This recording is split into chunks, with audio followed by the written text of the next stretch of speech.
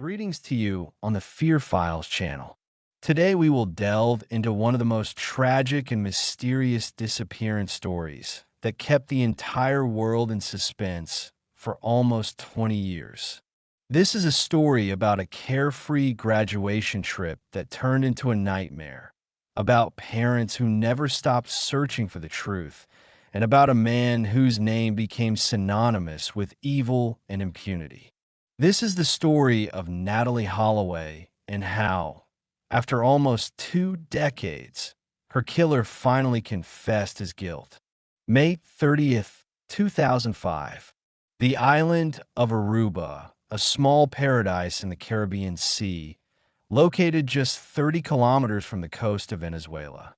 Snow-white beaches, turquoise water, eternal summer, and a carefree atmosphere made this island an ideal place for vacation. This is where 18-year-old Natalee Holloway came with her classmates from Mountain Brook School in Alabama. This was a traditional graduation trip, the last vacation together before everyone would go their separate ways into adult life. Natalee was the embodiment of the American dream. A beautiful blonde with a bright smile, an honor student, a member of the dance team, a volunteer at the local animal shelter. She had received a scholarship to study at the University of Alabama, where she planned to study medicine. Her mother, Beth Holloway, worked as a teacher, and her father, Dave Holloway, was an insurance agent. An ordinary middle-class American family that had plans and dreams for their daughter's future. No one could have imagined that this week on a tropical island would change their lives forever. A group of 124 graduates and 7 chaperones spent several days on Aruba in an atmosphere of fun and carefree enjoyment. This was a controlled vacation with chaperones who watched over the teenagers but still gave them a certain freedom. Natalee was a responsible girl, not prone to risky behavior.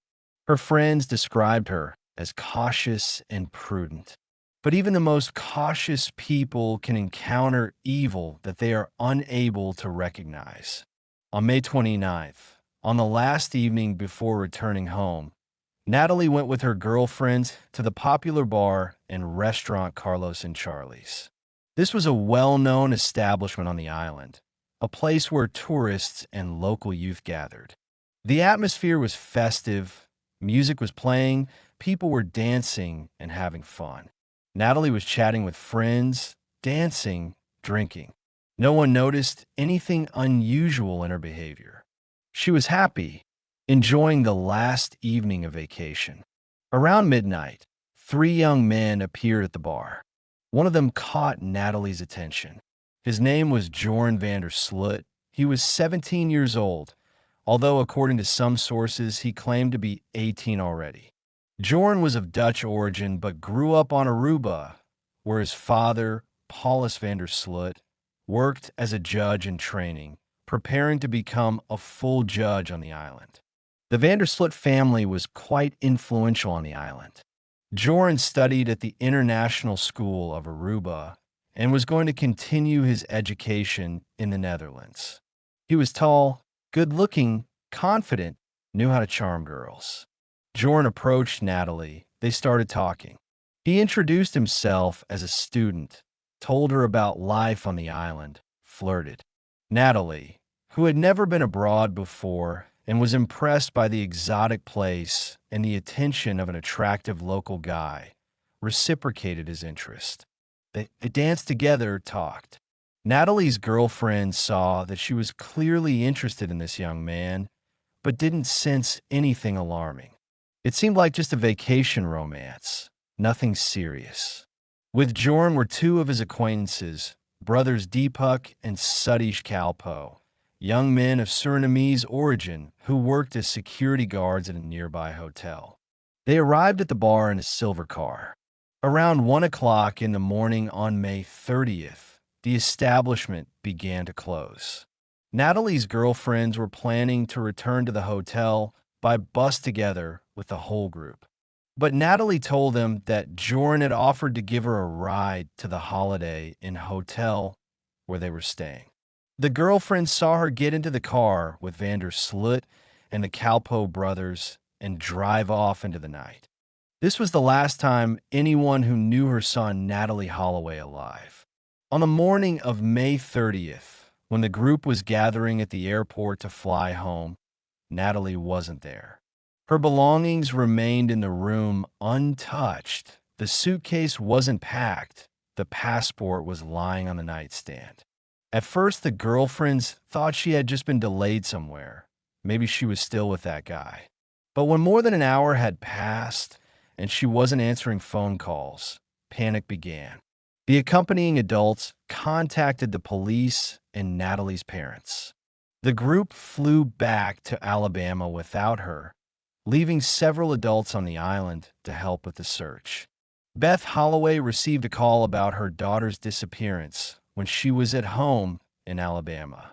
She immediately booked tickets on the first flight to Aruba together with her husband, Jug Twitty, who was Natalee's stepfather. The girl's biological father, Dave Holloway, also went to the island. What should have been a joyful reunion after the graduation trip turned into the beginning of the worst nightmare that any parent can imagine. Arriving on Aruba, Beth immediately began to act.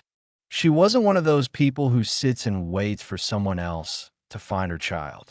She went around hotels, showed Natalee's photo to everyone she met, questioned everyone who might have seen or heard something. The local police began an investigation, but Beth quickly realized that their actions were too slow and insufficiently intensive. She demanded more activity, insisted on involving federal FBI agents, on using all available resources. Natalee's girlfriends told investigators about a young man named Joran with whom she had left the bar. Soon the police established his identity. Joran Vander Sloot and the Calpo brothers were summoned for questioning already in the first days after the disappearance. From this moment began a strange cat-and-mouse game that would last for many years. At the first interrogation, Joran and the Calpo brothers said that they had indeed given Natalee a ride that night. According to them, they dropped her off at the Holiday Inn Hotel around 2 o'clock in the morning, saw her walk toward the hotel entrance, and then left. They claimed this was the last time they saw the girl. Their stories matched. They seemed calm and confident. The police checked video recordings from the Holiday and hotel surveillance cameras. The recordings showed no sign of Natalee approaching the hotel that night. When investigators summoned the young men again and informed them of this, their stories began to change. Joran changed his testimony. Now he said they hadn't taken Natalee all the way to the hotel, but had dropped her off near the California lighthouse on the northern coast of the island. He claimed she had wanted to see the sharks that inhabit those waters and asked to be taken there. They left her there alone around 3 o'clock in the morning, and she said she would find her way back on her own. This story sounded strange and implausible. Why would a girl at 3 in the morning go to look at sharks alone in an unfamiliar place? But without other evidence, the police couldn't arrest the suspects. On June 10th, 11 days after Natalee's disappearance, Aruba police arrested Joran Vander Sloot and the Calpo brothers. They were charged with involvement in the girl's disappearance and, possibly, in her murder. But under Aruba law, which is based on the Dutch legal system, suspects could only be held under arrest for a limited time without formal charges being filed. Without a body, without witnesses to the crime, without physical evidence, the prosecutor's office couldn't bring murder charges. During the arrest, interesting details emerged. It turned out that Joran's father, Paulus Vander Sloot, had been giving his son legal advice even before the arrest. There were reports that he told his son a phrase that became infamous: "No body, no case." This phrase implied that without finding the victim's body, proving murder is virtually impossible. Although Paulus himself later denied giving such advice. This information created the impression that the Sloot family knew more than they were saying and were actively helping Joran avoid responsibility. Media around the world picked up the story of Natalee Holloway's disappearance. American news channels broadcast reports from Aruba 24 hours a day. The faces of Natalee and Joran Sloot became recognizable all over the planet. Beth Holloway gave interviews to anyone willing to listen, begging for help in finding her daughter. The story of a beautiful American student who disappeared on a paradise island captured the public imagination. It was the perfect combination of elements for a media sensation: an attractive victim from a good family, an exotic location, a suspicious foreigner, inconsolable parents, incompetent local police. The tourism industry of Aruba suffered a serious blow. The island, which depended on American tourists, suddenly became associated not with paradise beaches, but with danger and incompetence of local authorities. Hotels reported mass cancellations of bookings. The Aruban government tried to assure the world that the island was safe, but the damage to reputation was already done. This was one of the first cases where social media and 24-hour news cycle created such powerful pressure on a small country. In the months following the disappearance, numerous searches were conducted on the island. Volunteers, professional search teams, FBI agents combed beaches, searched the ocean floor, checked abandoned buildings. Dogs trained to search for human remains were brought to the island. Several times there were reports that the body had been found, but each time it turned out to be a false alarm. The island is small, only about 30 kilometers long and 9 kilometers wide, but the ocean around it is vast and deep. If Natalee's body was in the water, the chances of finding it were minimal. Joran Sloot and the Kalpo brothers were released from custody after being held for several weeks. There wasn't enough evidence to charge them. But in the eyes of the public, especially the American public, they remained the main suspects. Joran couldn't go anywhere without being recognized. Journalists followed him. Cameras filmed his every move. His life on Aruba became impossible.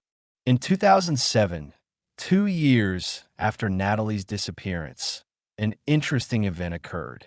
A Dutch journalist named Peter R. de Vries, known for his investigations of criminal cases, conducted a hidden camera operation.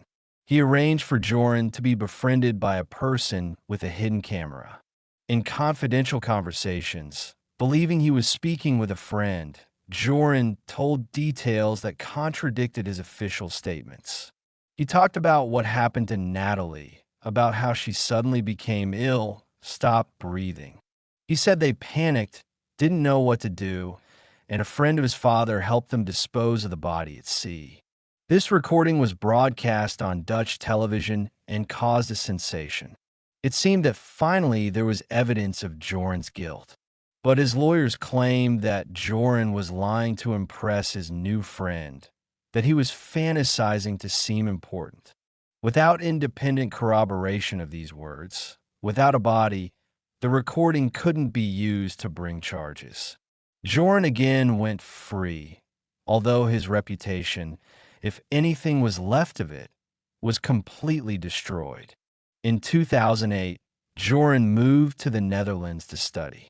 It seemed he was trying to start a new life, away from Aruba, where everyone knew him, where his name was synonymous with a murderer who escaped justice. He enrolled at university, tried to blend into student life. But his past followed him.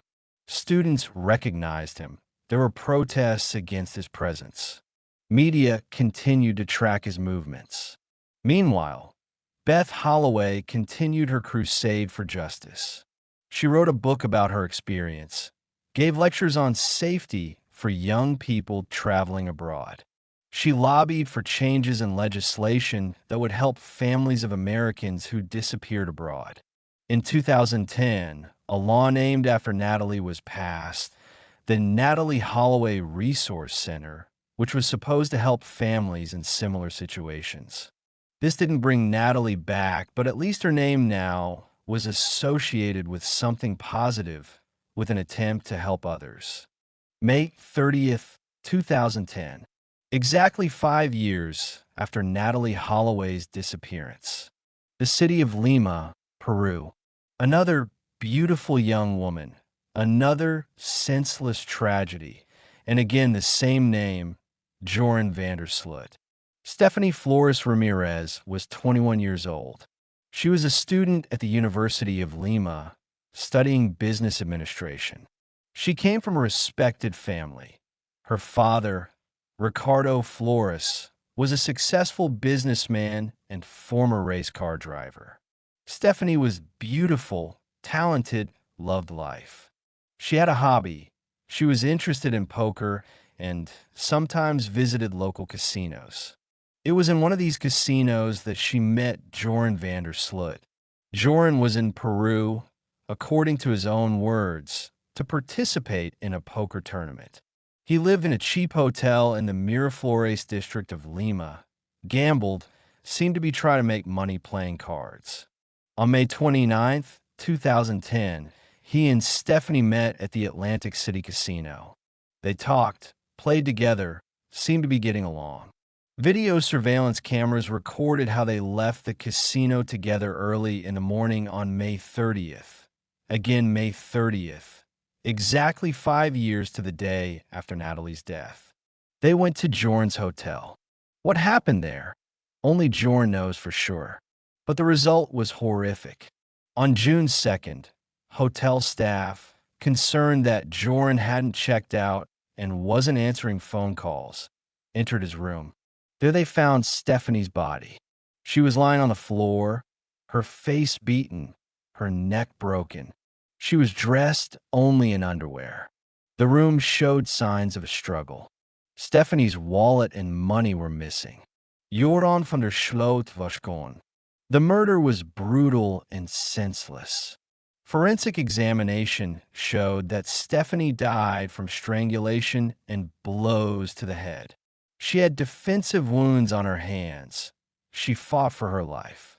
Time of death was determined to be approximately May 30th, early morning. Again, May 30th. This coincidence was too obvious to be accidental. It seemed Joran killed again on the anniversary of his first murder, as if this date had some special meaning for him. Peruvian police immediately began searching for Sloot. His photo was circulated to all border crossings, airports, bus stations. But Joran had a head start. Hotel video surveillance showed him leaving the hotel alone on May 30th around 8 o'clock in the morning, carrying 2 bags, his own and Stephanie's. He took a taxi to the bus station and bought a ticket to Chile. The international manhunt began.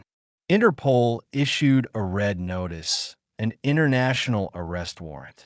Police of several South American countries coordinated their actions. Joran was driving a car he had rented in Peru, traveling through Chile toward Argentina. On June 3rd, Chilean police stopped him at the border near the city of Vina del Mar. He was arrested and extradited to Peru. Unlike the situation on Aruba, in Peru there was no doubt about guilt. There was a body, there was physical evidence, there were video recordings showing Joran and Stephanie entering the hotel together. There were traces of his DNA at the crime scene. Peruvian law enforcement didn't have the soft approach that Aruban police had shown. Joran was charged with murder and robbery. In police custody, Joran initially tried to deny everything, then changed his story several times. First he said he hadn't been in the hotel. Then, when he was shown video evidence, he said yes, he was with Stephanie, but she was alive when he left. Then, pressed by evidence, he confessed but claimed he had acted in self-defense. According to his story, Stephanie found information about the Natalee Holloway case on his laptop and began accusing him of murder. He said he hit her in a fit of rage, but didn't intend to kill her. This confession didn't inspire sympathy. Even if the story about Stephanie finding information was true, which was doubtful, this didn't justify what he did to her. Medical examination showed that the murder was brutal and prolonged. Joran didn't just hit once in anger. He beat her, strangled her, left her to die alone on the floor of a cheap hotel room. The Flores family was devastated. Ricardo Flores, Stephanie's father, publicly stated that he wanted to see Sloot receive the maximum punishment. Unlike Natalee's family, who never received closure, the Flores family at least knew what had happened to their daughter. But this knowledge didn't make it easier. They knew she suffered, that she fought for her life, that the last minutes of her existence were full of terror and pain. The Peruvian justice system, unlike the Aruban one, worked quickly and efficiently. In 2012, 2 years after the murder, Joran Sloot was convicted of murder and robbery. He was sentenced to 28 years in prison, one of the harshest sentences that could be imposed under Peruvian law at the time. He was sent to serve his sentence in one of Peru's most notorious prisons, Castro Prison in Lima, known for its harsh conditions and violence. Life in a Peruvian prison is not like life in European or American prisons. Conditions are harsh. Overcrowding is normal.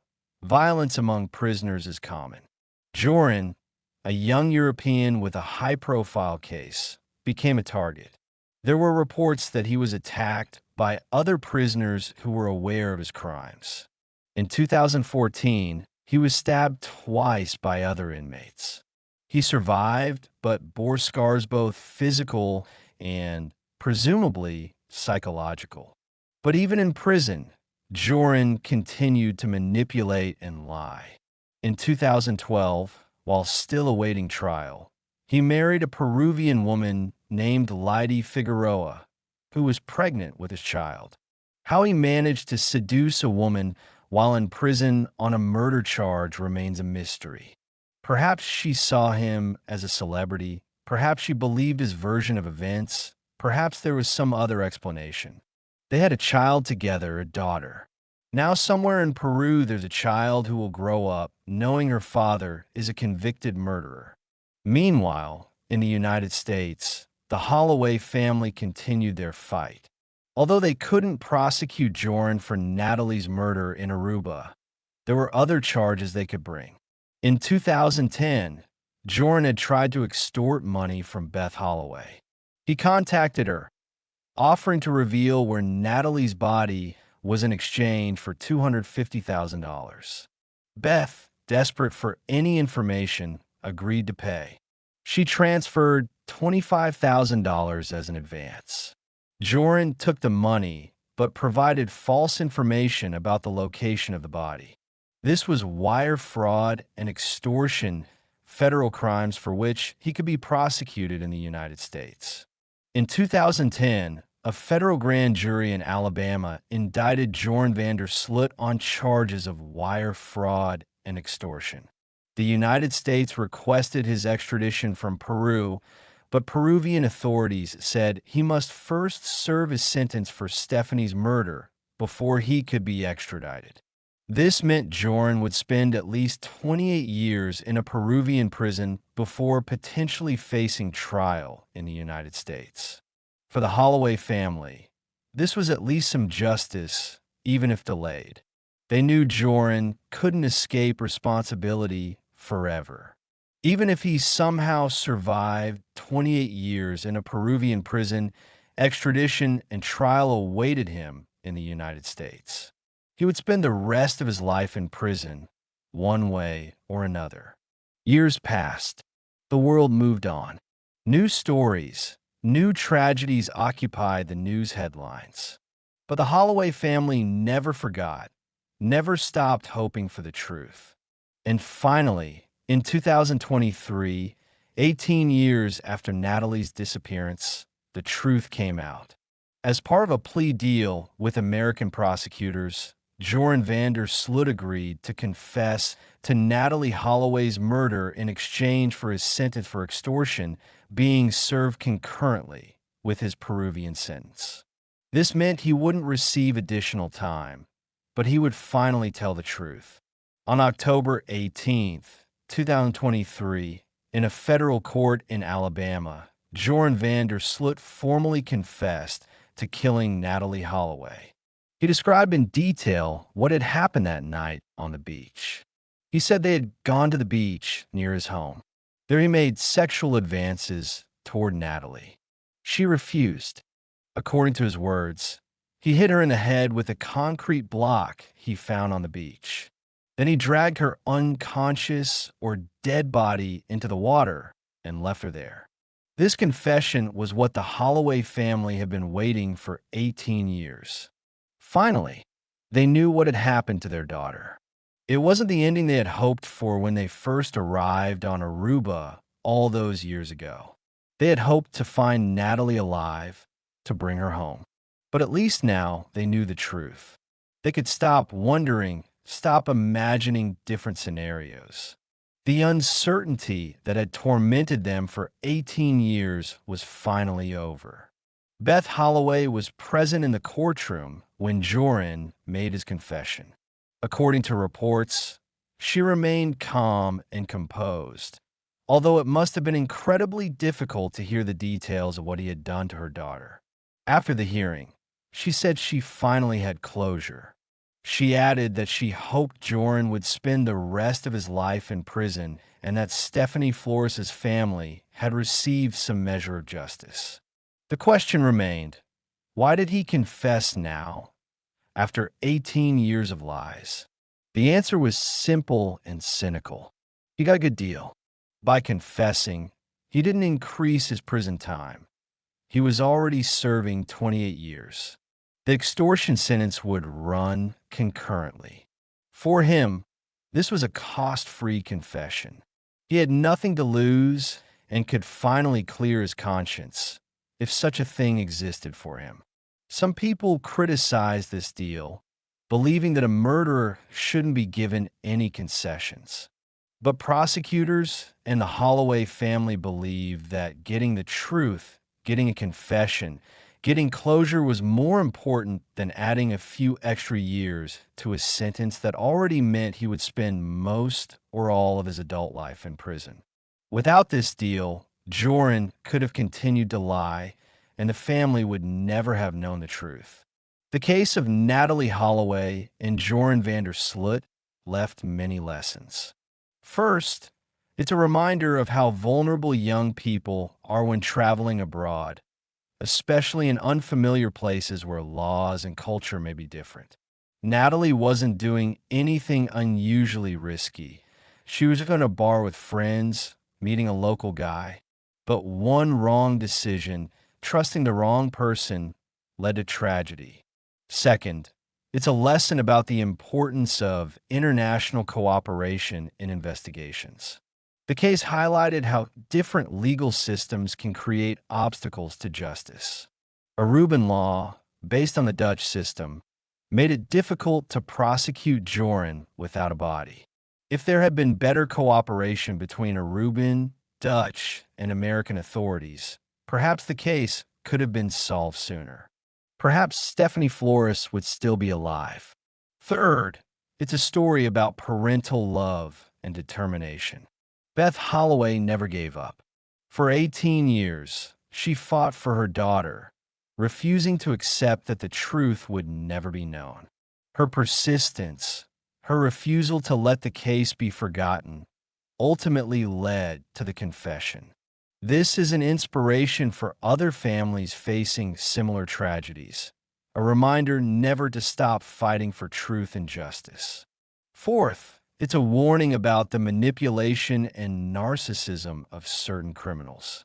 Joran Sloot clearly believed he was smarter than everyone else, that he could lie and manipulate his way out of any situation.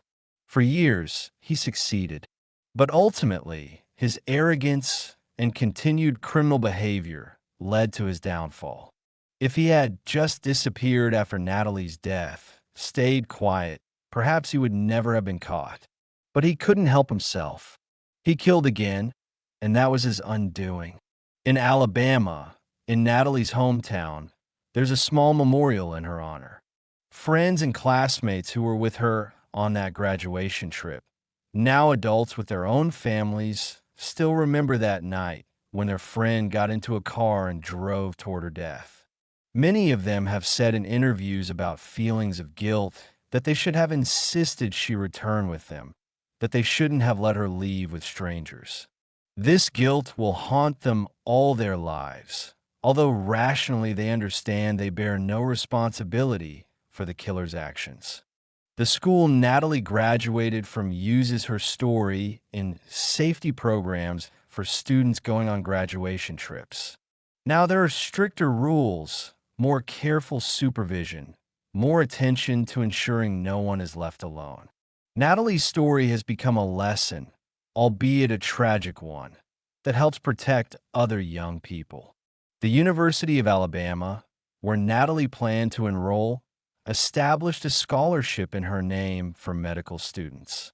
This is a small way to preserve the memory of a girl who dreamed of becoming a doctor, helping people, saving lives. Her life was cut short, but through this scholarship, her dream, in some way, continues to live on in other young people who are following the path she couldn't complete.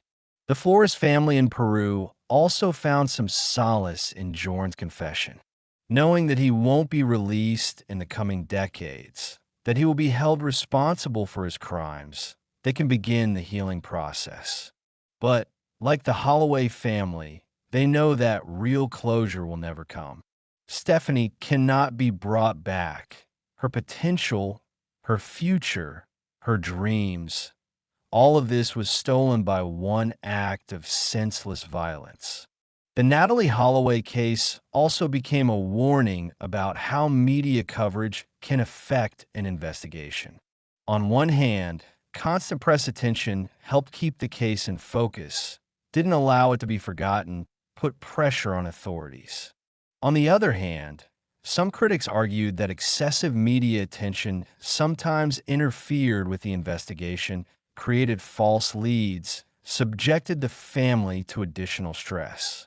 This is a complex balance that law enforcement agencies are still trying to find in high-profile cases. It's also interesting that Natalee's case received much more attention than many other missing persons cases that happen every day. Critics pointed to the phenomenon of missing white woman syndrome, the tendency of media to give disproportionately more attention to cases where the victim is an attractive white woman from the middle class, while disappearances of people of color, the poor, marginalized groups, often remain without attention. This is fair criticism that makes society think about whose life is considered worthy of coverage, whose tragedy deserves attention. But regardless of these sociological observations, Natalee's story remains a deeply human tragedy. It's a story about a girl who was full of life, who had dreams and plans, who loved and was loved. It's a story about parents who sent their daughter on what should have been a joyful celebration of finishing school, and instead got a nightmare that lasted 18 years. It's a story about how one moment, one meeting, one decision can change many lives forever. Joran Vander Sloot's confession in 2023 didn't bring Natalee back. It didn't heal her family's wounds. It didn't compensate for 18 years of suffering, uncertainty, fruitless searches. But it gave what psychologists call closure, completion of uncertainty. Now, the family knows the truth. They can stop wondering what if. They can begin the grieving process that couldn't start while their daughter's fate remained unknown. Beth Holloway said after Joran's confession that she can now begin to remember Natalee not as a missing girl, but as a beloved daughter who lived, laughed, loved. For 18 years, Natalee's identity was defined by her disappearance. Now the family can try to remember her life, not just her death. This is a small but important change in their healing process. Natalee Holloway's story also reminds us of the importance of never losing hope in the pursuit of justice. 18 years is an incredibly long time. Many cases remain unsolved for much less time before they're forgotten. But the Holloway family's persistence, their refusal to accept that the truth would never be known, ultimately led to the killer's confession. This is a lesson for other families experiencing similar tragedies, a lesson that you must keep fighting, keep searching, keep demanding answers. At the same time, this is also a story about the imperfection of the justice system. If Aruban authorities had been able to build a case against Joran in 2005, Stephanie Flores would be alive today. This is a reminder that when the system fails, when a criminal escapes responsibility, the consequences can be tragic not only for the first victim, but for future victims. Justice is not only punishment for past crimes, but also protection of future potential victims. Today, as we tell this story, Natalee Holloway would have been a 38-year-old woman. Perhaps she would have had a family, children, a career. Perhaps she would have been saving lives as a doctor, as she dreamed. Perhaps she would have been traveling the world, enjoying life, creating memories. All these perhaps were stolen from her at 18 on a beach on a tropical island by a young man who couldn't handle rejection. This story ended with a confession and a sentence, but real closure will never come. Natalee's body remains somewhere at the bottom of the Caribbean Sea, the place of her rest unknown. Her mother will never be able to visit her daughter's grave, lay flowers, talk to her. The ocean keeps its secrets, and this is the final cruelty in a long chain of cruelties that make up this tragedy. But Natalee's memory lives on. It lives in her mother's foundation work, in a university scholarship, in the legislative changes that bear her name, in the warnings that parents give their children before trips, in the safety protocols that schools now apply for graduation trips. Her death was not in vain if it helped save at least one other life, if it made at least one person more careful, at least one criminal think twice. Thank you for being with us on the Fear Files channel. Natalee Holloway's story is a reminder of the fragility of life, of how quickly joy can turn to tragedy, of the importance of justice and the strength of parental love that doesn't give up even in the face of impossible circumstances. This is a story that must be told so that we remember, so that we learn, so that we cherish every moment with our loved ones. Take care of yourself and your loved ones, and may such tragedies never touch you. Until we meet again.